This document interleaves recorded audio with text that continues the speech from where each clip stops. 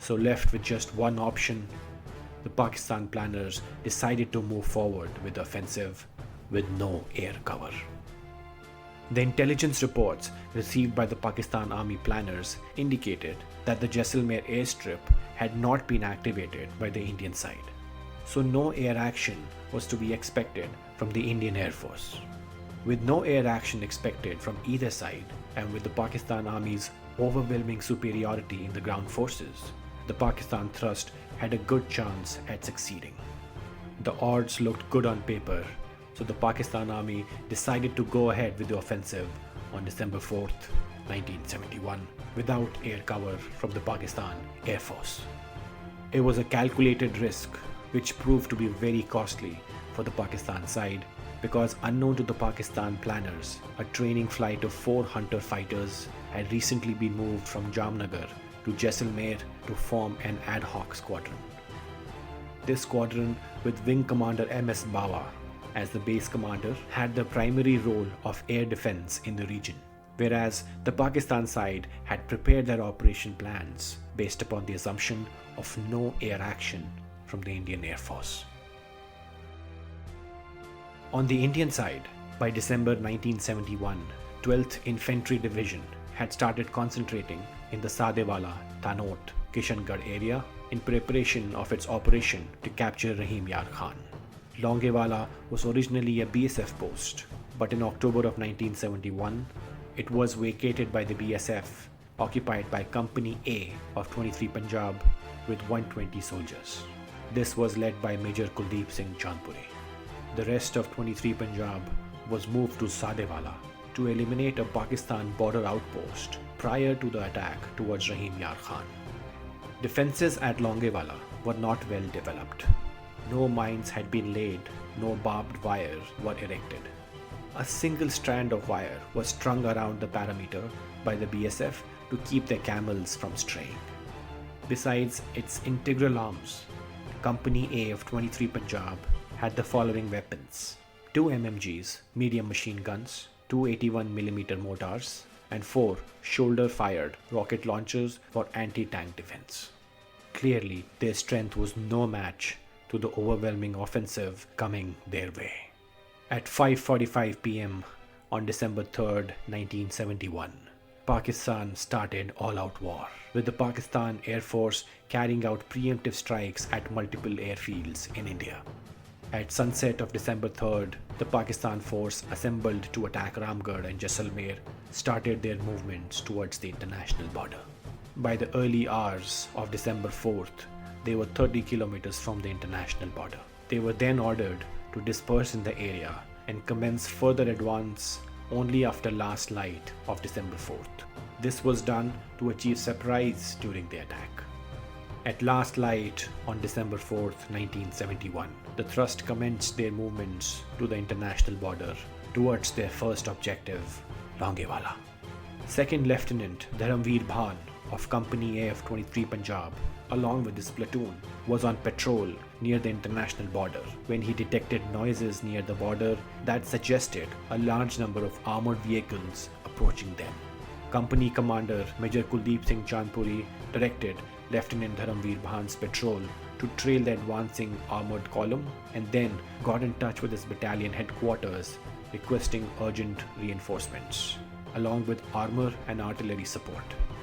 Unfortunately, reinforcements to the Longewala post could not be made available for at least 6 hours.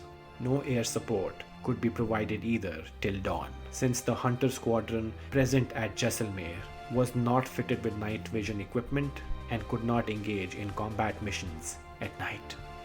Company A of 23 Punjab guarding Longewala was on its own for 6 hours against a far superior enemy force quickly approaching them.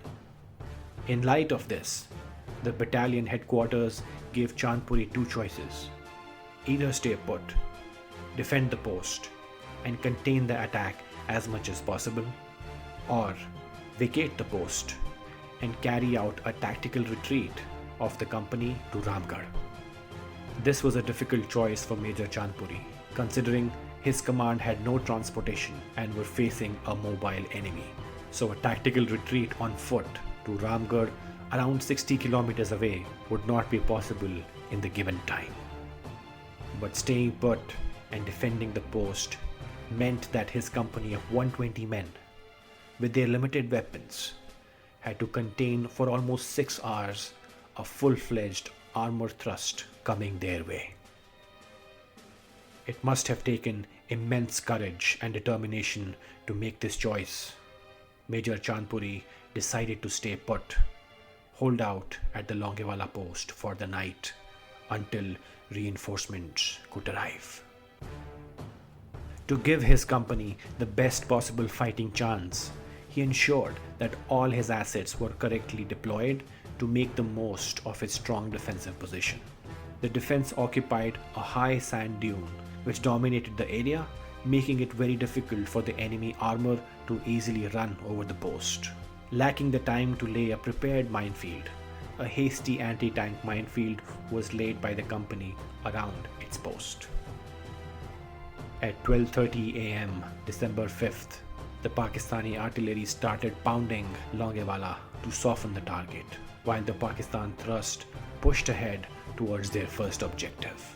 Pakistan's tactical plan was as follows. 38th Cavalry, with 1 Punjab from 206 Infantry Brigade, was tasked to capture Longewala if there was an opportunity, failing which it would wait for the rest of the 206th Infantry Brigade to fetch up and complete this task. 22 Cavalry, with 38 Baluch, was to bypass Longewala and proceed straight to Ramgarh. Rest of the 51 Infantry Brigade was to follow them.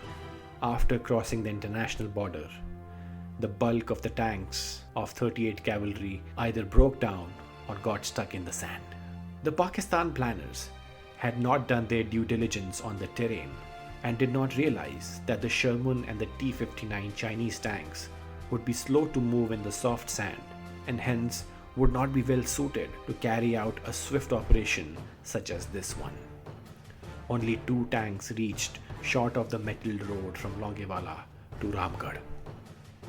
With slow progress of 38 Cavalry, General Officer Commanding GOC 18 Infantry Division visited the forward troops and ordered 22 Cavalry with 38 Baluch to move ahead and capture Longewala. Meanwhile, by 2:30 am, 2 Jeep-borne 106mm recoilless guns, RCL guns, from the battalion arrived at Longewala. This was crucial because now the post had some offensive capability against the tanks coming in their way. 22 Cavalry and 38 Baluch from the Pakistan side, now taking the lead in capturing Longewala, surrounded the Longewala post by 4 am. There were still many hours until sunrise and the enemy had the Longewala post surrounded. This was the test of the company's resolve against the enemy.